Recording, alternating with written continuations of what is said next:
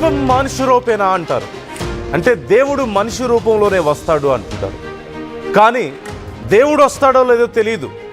నీ చావు మాత్రం మనిషి రూపంలోనే వస్తుంది. నీ చుట్టూనే తిరుగుతూ ఉంది. నీ ఇంట్లోనే ఉంటుంది. ఒక్కోసారి మన ఇంట్లో మన చుట్టూ ఉన్నటువంటి రాక్షసుల నుంచే మన ప్రాణాలు పోతున్నాయి. అలాంటి ఘటన మరొకటి చోటు చేసుకుంది. భార్య ఇంటికి రావడం లేదని, భార్య తనతో కాపురానికి ఇంటికి రావడం లేదని ఎవరో ఒక మాంత్రికుడు చెప్తే, ఈ పూజలు చేసేవాళ్ళు, మాంత్రికులు లేదంటే నరబలులు ఇచ్చేవాళ్ళు చెప్పినటువంటి ఒక మాయ మాటలు నమ్మి మూర్ఖత్వంతో, రాక్షసత్వంతో కన్న తండ్రిలా తల్లిలా చూసుకోవాల్సినటువంటి ఒక మేనల్లుణ్ణి, చిన్న పిల్లవాడిని అత్యంత దారుణంగా ఒళ్ళంతా సూదులు గుచ్చి గుండె బయటికి తీసి రాక్షసుల కంటే దారుణంగా చంపినటువంటి ఒక మేనమామకి సంబంధించిన ఒక ఘటనను మనం చూస్తున్నాం. ఒక కసాయి మేనమామను మనం చూస్తున్నాం. ఇక్కడ భార్య కోసం ఒక మేనల్లుని నరబలిచ్చిన మామ గురించి మనం వింటున్నాం. చిన్నారి గుండెను బయటకు తీసిన రాక్షసుడి గురించి మాట్లాడుకుంటున్నాం. రాజస్థాన్లోని అల్వార్ జిల్లా సారాయ్ కలాన్ గ్రామంలో ఈ ఘటన చోటు చేసుకుంది. ఈ నెల 19న ఒక 6 ఏళ్ల పిల్లవాడు లోకేష్ అదృశ్యమయ్యాడు. కుటుంబ సభ్యులంతా వెతికారు, గాలించారు. మరుసటి రోజు ఒక పాడుబడ్డ ఇంట్లో ఆ బాలుడి మృతదేహం లభించింది. ఆ మృతదేహం లభించే సమయానికి ఆ బాలుడి శరీరం ఉన్నటువంటి తీరు చూస్తే ఒళ్ళు గగుడ్ పొడుస్తుంది. అది చూసిన వాళ్ళకి నిద్ర పట్టడం కూడా కష్టంగా మారుతుంది. అంత దారుణంగా ఉంది ఆ బాలుడి శరీరం. బాలుడి శరీరం నిండా సూదులు గుచ్చబడి ఉన్నాయి. గుండెను బయటకు తీసిన ఆనవాళ్లు ఉన్నాయి. 22వ తారీఖున మేనమామ మనోజ్ను పోలీసులు విచారించారు అనుమానం వచ్చి.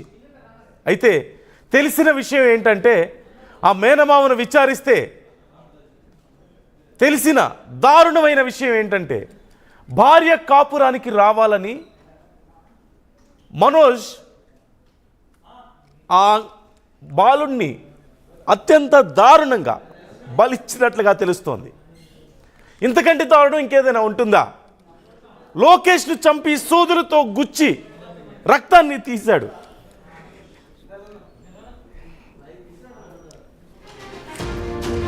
ఈ అంశానికి సంబంధించి ఫుల్ డీటెయిల్స్ మా ప్రతినిధి శిల్పని అడిగి తెలుసుకుందాం. శిల్ప, అసలు ఏం జరిగింది? ఇంత దారుణమా? ఏం జరిగింది? డీటెయిల్స్ ఎలా ఉన్నాయి? అసలు ఎలా బయటపడింది? మేనమామ ఈ దారుణానికి పాల్పడ్డాడని ఎలా తెలిసింది? సమాజంలో ఇంకా మూఢనమ్మకాలు ఉన్నాయి. దానికి నిదర్శనమే రాజస్థాన్ లో జరిగినటువంటి ఘటనగా మనం చూడొచ్చు. రాజస్థాన్ ఘటనలో ఒకవైపు తన భార్య గొడవలతో పుట్టింటికి వెళ్ళింది, తన భార్య తిరిగి రావాలి అంటూ కూడా ఒక మాంత్రికుని ఆశ్రయించడం, ఆ మాంత్రికుడు నరబలి కావాలంటూ కూడా అనడంతో దానికి చుండాలను తీసుకురావాలని చెప్పడంతో తన మేనల్లుడైనటువంటి ఆయన ఎంచుకున్నారు. ప్రస్తుతం మేనల్లుడి పేరు లోకేష్. సో ఆయనని నరబలి ఇస్తే ఏ ప్రాబ్లం ఉండదు, ఎందుకంటే కుటుంబ సభ్యులను మేనేజ్ చేయడానికి కూడా అవకాశం ఉండదు. బయట అయితే దొరికిపోతామన్న దాంతో ఖచ్చితంగా నరబలి చేయాల్సిందే అంటూ కూడా ఆయన ఈ విధంగా పాల్పడ్డాడు.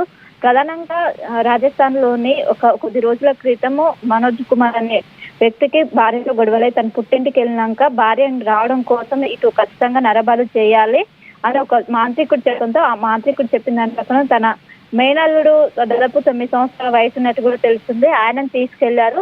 సో ఆయన తీసుకెళ్లాక మొదటగా ఏదైతే లివర్ ఉంటుందో లివర్ ను తీసేసి మరి అత్యంత క్రూరంగా బాడీ పైన సూదులతో పొడిచి మరి ఆ పూజలు చేసినట్టు కూడా తెలుస్తున్నది.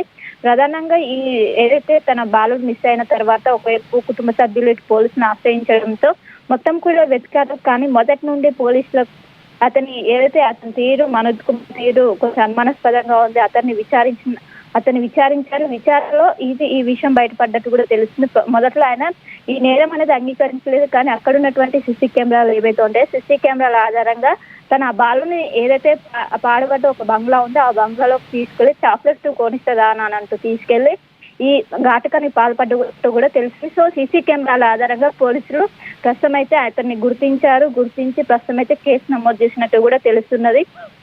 ఎంతో ఇష్టంగా తన కళ్ళ ముందు ఉన్నటువంటి చిన్నారిని కేవలం ఈ విధంగా మూఢనమ్మకాలు మంత్రాలకు ఈ విధంగా నమ్మి ఇంకోవైపు ఆ మాంత్రికుడికి 12,000 ఇచ్చినట్టు కూడా తెలిసింది. ఇంకోవైపు ఆయన 12,000తో పాటు ఒక చిన్నారి రక్తం అదే విధంగా కాలేయాన్ని బలి ఇస్తే ఖచ్చితంగా నీ భార్య నీ ఇంటికి తిరిగి వస్తుందని చెప్పడంతో దాన్ని నమ్మి ఆయన చెప్పిన దానికి ఒబే చేసుకుంటూ ప్రధానంగా ఆయన 12,000 ఇచ్చాక మరోసారి చిన్నారి రక్తం అంటే మొదట లోకేష్ రక్తాన్ని తర్వాత కాలేయాన్ని కూడా కడుపు కోసి తర్వాత కాలేయాన్ని తీసినట్టు కూడా తెలుస్తుంది.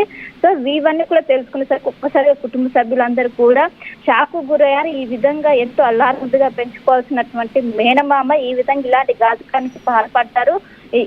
నరబలిస్తే భార్య ఏ విధంగా వస్తుందంటూ కూడా ప్రతి ఒక్కరు కూడా ఈ విధంగా చేస్తున్నారు.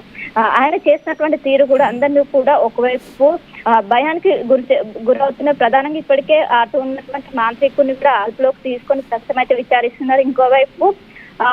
ఇంకోవైపు మనోజ్ కుమార్ కూడా అదుపులోకి తీసుకున్నట్లయితే తెలుస్తుంది. మొత్తం మీద కేసు నమోదు చేశాం. మొదట అనుమానాస్పద మృతిగా కేసు నమోదు చేశారు. కానీ తర్వాత ఈ తతంగం అంతా బయటపడడంతో ప్రస్తుతం అయితే ఏదైతే నరబలి కేసులో ప్రస్తుతం ఇతని సమయం ఎంతవరకు ఉంది, ఈయన ఎక్కడి వరకు ఉన్నారంటూ కూడా ప్రస్తుతం అయితే ఇద్దరిని జైలుకు తరలించినట్లయితే సమాచారం అందుతుంది. రైట్, థ్యాంక్ యూ శిల్ప. మంట కలిసిపోతున్న మానవ సంబంధాలకి ముఖ్యంగా చాలా దారుణమైనటువంటి నమ్మకాలు, మూఢనమ్మకాలు, గుడ్డితనానికి ఇది ఒక నిదర్శనం కాదా? మనిషి ఎంత మూర్ఖంగా మారుతున్నాడో ఈ మూఢనమ్మకాల వల్ల మనం అర్థం చేసుకోవడానికి ఇది ఒక ఎగ్జాంపుల్ కాదా?